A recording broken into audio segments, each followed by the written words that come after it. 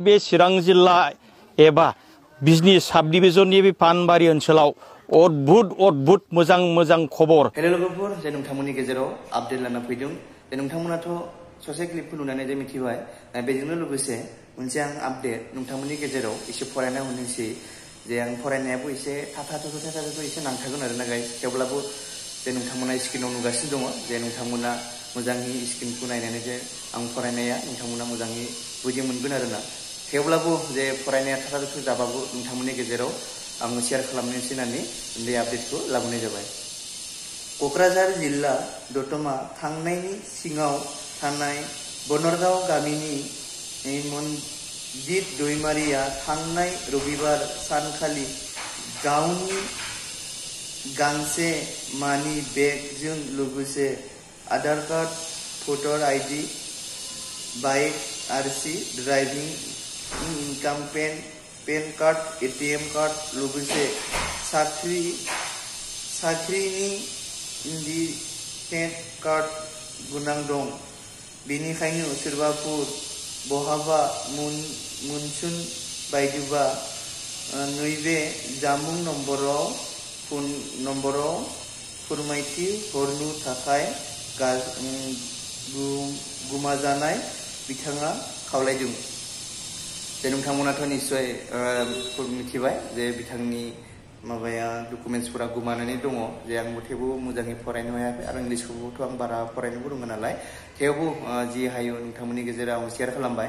दायो जानखि चिरां जिल्लानि जे सिङाव थानाय जे पानबारि जे हालामाव जे जानखि कम्बु बक्सार जे देरहासार जानो हादों ब्रिजेन बसुमतारी, जे गल्ड मेडेल लाबोनो हादों।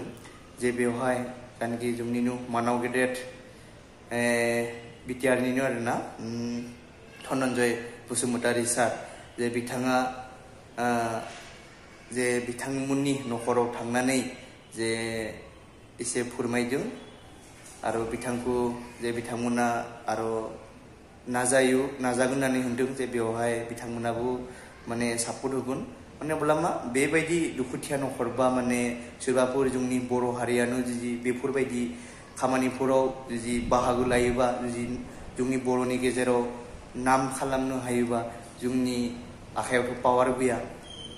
जि सरकारफोरनिसो आखायाव पावार थायो, जि थाइसे थाइनै बा बेफोराव थांनो थाखाय गेलेनो थांनो थाखाय थाखा फैसाबो रां नांगौ जायो। जे बेवहाय जे बिथांमोना निस्सय जुदि सापर्ट खालामोबा निस्सय जे बिथांमोना थांनानै जे आरो जेरैबायदि दायो गल्ड मेडेल लाबोनो हादों, जे आरोबाव जे बिनिख्रुइ आरो गोजौआव थांनानै जे बिथाङा आरो मुं लाबोनो हायो।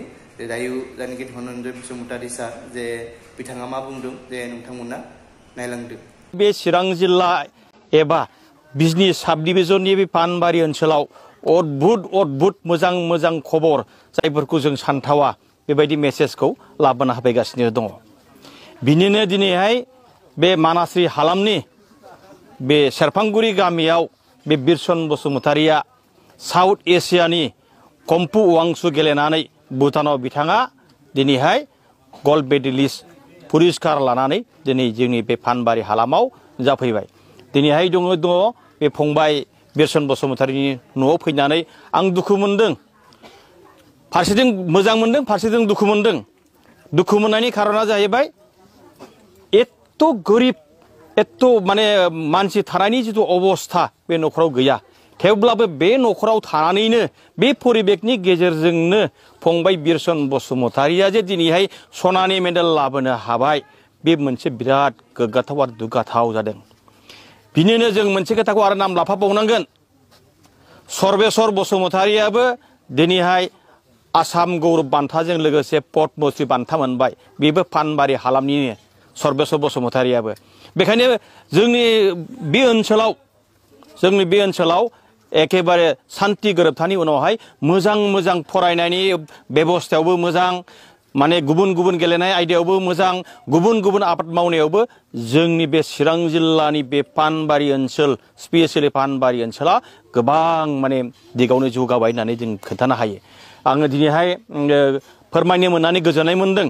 दिनै फंबाय बिरसन बसुमतारीया जे दिनैहाय एखेबारे जोंनो सारा बे बड'लेण्ड एरियानि मानसिफोरनो जे माने जाथावै मोनसे रिजाल्ट दिनै बेखेवथिनो हादों लाबोनो हादों बेखायनो जोङो बेखौ दिनै बरायदों आरो लोगोसे आथिखालनि जोंहा बिटिआरनि चिफ मानगोनां प्रमद बर' बिथाङा मैया मेसेजखौ मोननाय लोगो लोगो न'खरा गोरिबथारनाय लोगो लोगो समायना थेलेबलेब न' लुनानै होगोन होननानै अलरेडि बिटिआरनि चिफ मानगोनां प्रमद बर' बिथाङा मैया डिक्लेयार होदों आरो बे डिक्लेयार होनायखौनो आंबो दिनैहाय दोलोनि मानसिफोरखौ लानानै बे न'खराव फैनानै दिनै बे फंबायनो जोङो बे मेसेजखौ होबाय आरो बे मेसेजखौ मोननायनि उनावहाय गामिनि रायजो राजा आरो न'खरनि आरो बेक्ति गासिबो गोजोननाय फोरमायदों बेनिखायनो दिनै बे फंबाय बिरसन बसुमतारिया जोंनो मेसेज होदों नाजायोब्ला जेबो जाफुङै जेबो बुस्थु गैया बे बुस्थुखौ बिथाङा रोखा फोरमान खालामनानै होदों